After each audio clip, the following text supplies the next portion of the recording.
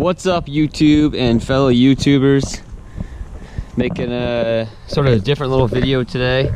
My F-150 is at the dealer getting a new MVI, new inspection done, and the steering wheel wasn't 100% straight, so I'm getting them to do an alignment. So they gave me a truck to have for the day, just to get home basically. It's 2018 F-150 2.7 liter Ecoboost. First off, you can see huge difference from the 250 to the 150. So I'm going to do a little review on this truck. It's an XLT model. It doesn't have a whole lot for options. It'd be what you want for a work truck basically. You know, it's white, it's got the crew cab, the short box, 5.5 foot box. It does have the trailer tow package, the hitch. It has the spray-in bed liner. It's pretty much, a plain Jane truck, that's for sure. Again, obviously lots of room in the back. You got fold down cup holders here, your 12 volt gray cloth interior, black carpets. Very, very plain Jane interior. Armrest folds up, makes another seat. They changed their cup holders around from the last time I had a 150. The additional cup holders. These here come out and they clip on like this to give yourselves another row of cup holders. So that's kind of neat, but to be honest, I liked the old ones where you just folded it out, just pulled it out and that was it.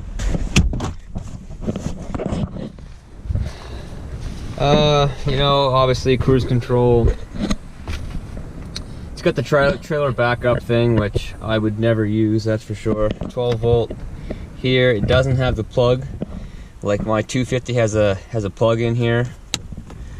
A decent amount of storage space, but not the greatest if you're using it for work. Honestly, the full center console like I have on my 250 is great. Come around to the other side just to see the steering wheel controls.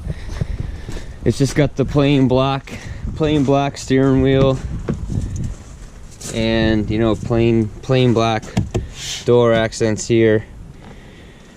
I don't really care for the beige or gray doors and bottoms in here. The interior is very plain, that's for sure.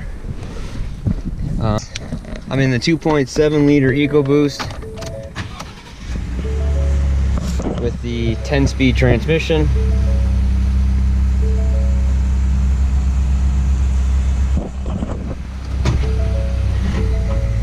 As you can see right there.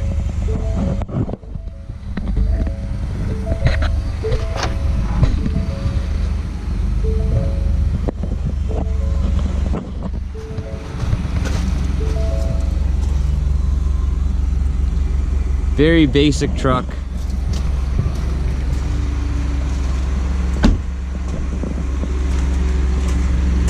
It's got 17-inch wheels, 245 70R17s. It's Goodyear Wranglers.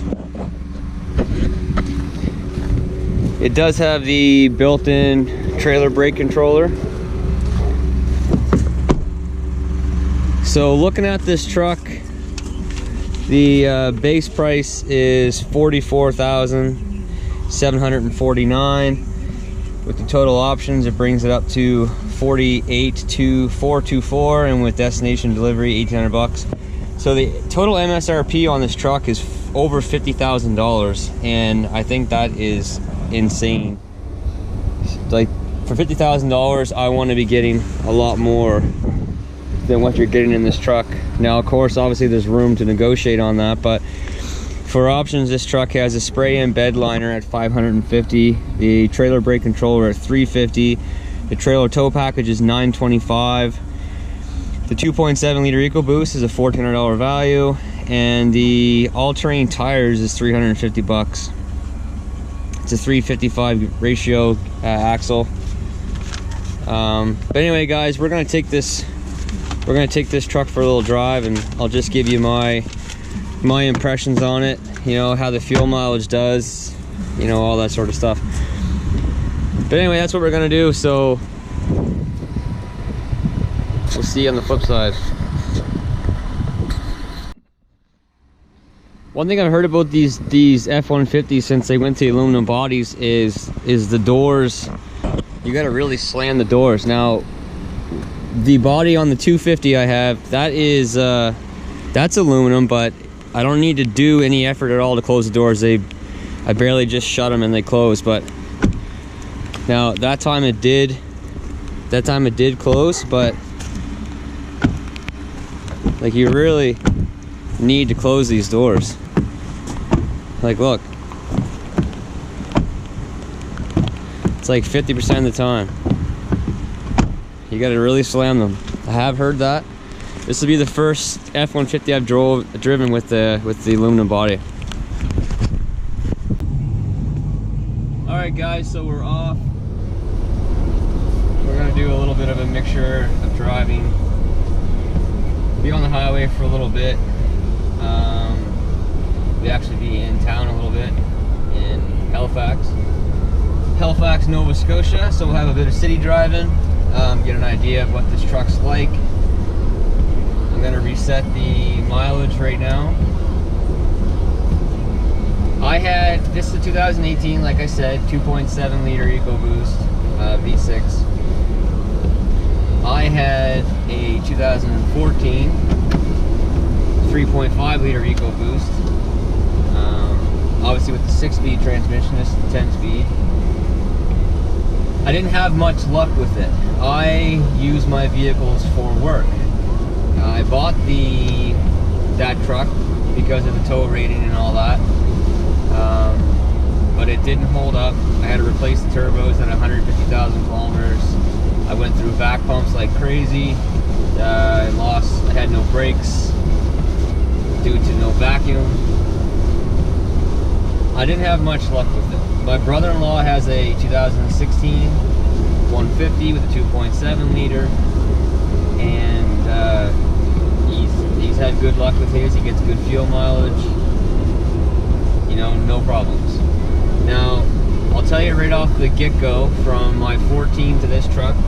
My 14 was an XLT, pretty much decked out the same as this. Pretty much, you know, just plain Jane work truck. No bells and whistles. The seating position in this truck is much better. There's no power seat, so you can't adjust it up and down. That's one thing that I would never ever go without from here on out, is a power driver seat. But the seating position in this truck is much better than the 14 was. Now, maybe after a long period of time of using this truck, the seat might the cushion might get soft, it might start sagging down. I'm not sure, but in the 14, I found you were sitting way too low. The truck may have been great for some big guys, but I'm not a big guy. I'm like 5'9", long legs, but you know, not tall from the torso up. I felt like I was sitting on the ground in that truck. Some guys like that. I like sort of sitting back when I'm on the highway and whatnot, but when I'm in around town, I don't like being up against the roof or nothing like that, but I like being up and able to see what's going on, being very, you know, aware and alert to react. And the seating position in this truck is quite good. I haven't touched the steering wheel to adjust the steering wheel up or down. It's pretty good where it's at. I don't like the steering wheel cranked up. I don't like it super low, you know, somewhere sort of in the middle. This is pretty good. The seating position in this truck is hands down 100% better than it was in the 14. So this is a 2.7. Very, very fast off the line. If I was gonna buy another 150, I would buy the V8, the 5 liter, no doubt. Just maintenance free basically in in that truck. If I was going to buy an Ecoboost, let's say F-150 for my wife or something like that, or if my parents were getting one and they think they wanted, you know, a little bit better fuel mileage, I would go with the 2.7. The tow rating is still really high. It's like 9,000 pounds. The truck is very quick, and it is considerably better on fuel than the 3.5. If you're buying an F-150 and you want to get fuel mileage, don't let them, in my mind, in my opinion, don't really let them sell you on the 3.5 as being a great fuel mileage truck. It's really, in my history and my experience, it's really no better than the V8. If you're just jumping in around town, starting and stopping a lot, then the 3.5 is better than the V8. But if you're on the highway, it's really not. And especially if you hook up a trailer to your Ecoboost, you're gonna lose fuel mileage big time. The Ecoboost really sucks the fuel when you're towing and you're making those turbos work. It really sucks the fuel. Towing, the V8 is actually easier on fuel than the 3.5. Now, the 3.5 has loads and loads of torque, which is obviously what you want for towing. It will tow whatever you put behind it, but you're going to pay for it at the pump.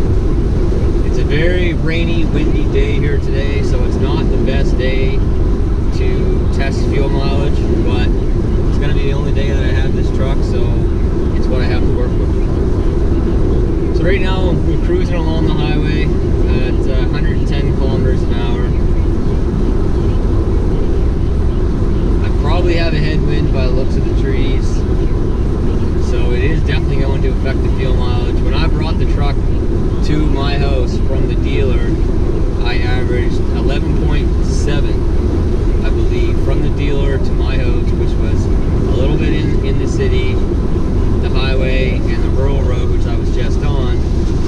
So, you know, between 70 to 110 kilometers an hour. It was roughly 20 kilometers, and like I said, I averaged 11.7. Right now, that's why I'm definitely thinking there's a good headwind I'm driving into right now. I'm averaging 14 liters per 100 kilometers right now. Handling wise, the truck goes around the road very well.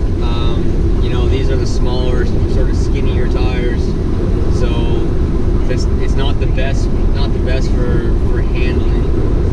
And the tires themselves are okay. You know, the Goodyear Wrangler's a pretty good tire, but there's definitely better tires out there. But it is very windy, and the truck is getting blown around a little bit, but it is pretty planted. It does feel pretty good.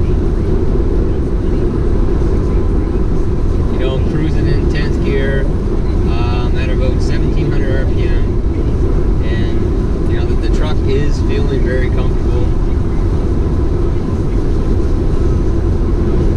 And again, this is an XLT base model, pretty much.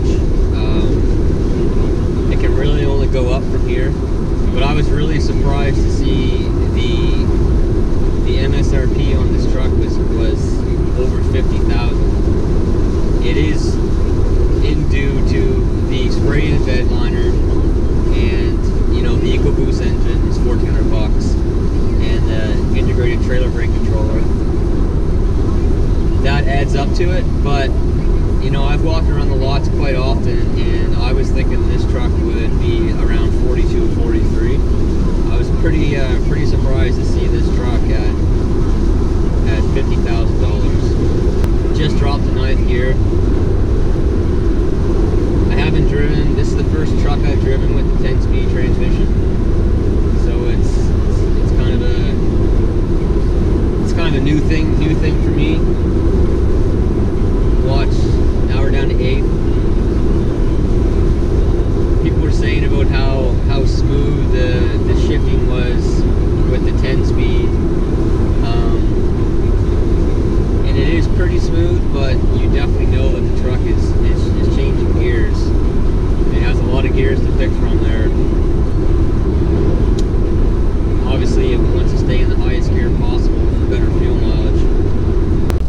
driving the truck in around the city, the truck is very, you know, maneuverable, very nimble. I'm really used to driving the 250 now. I'm really used to driving the 250 now, and then, you know, driving that 550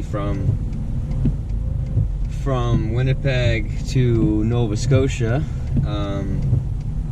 This truck does feel very, very small and very mobile. One thing that I absolutely do not like is the automatic start stop.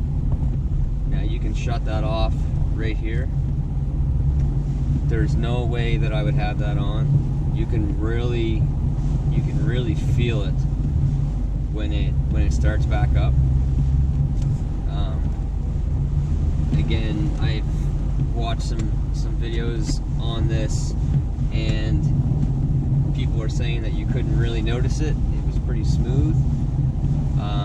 I can definitely notice it, and I really don't like it. It just shut off.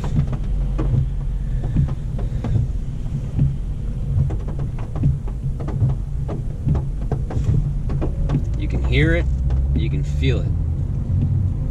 I'm not a fan of that.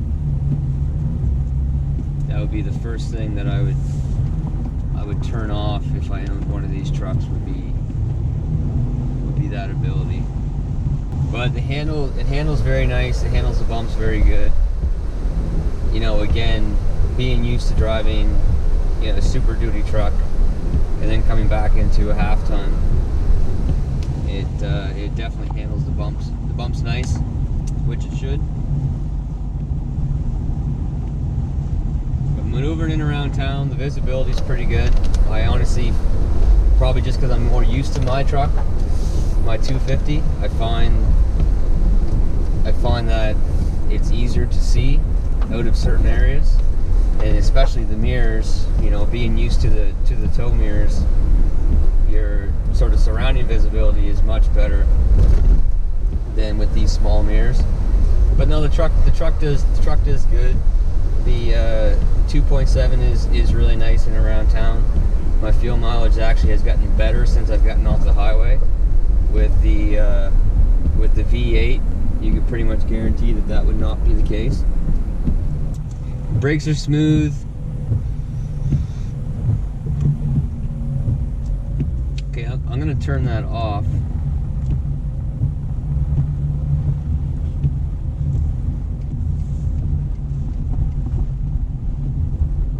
Just because it's driving me crazy and I don't like it. And if I was to own one of these trucks, that's what I'd be doing. So far from driving this truck, I'm, number one, not a fan at all of the auto start stop. And another thing I'm not 100% sold on is the feel of the 10-speed transmission. I don't remember my 3.5 liter with the 6-speed shifting down on the highway near as much as this, and I know that makes sense because this has more overdrive gears, but it did seem like it was searching for gears a bit. Now, of course, the fuel mileage is going to be better, and if maybe it wasn't such a crazy windy day, it wouldn't be shifting down as much.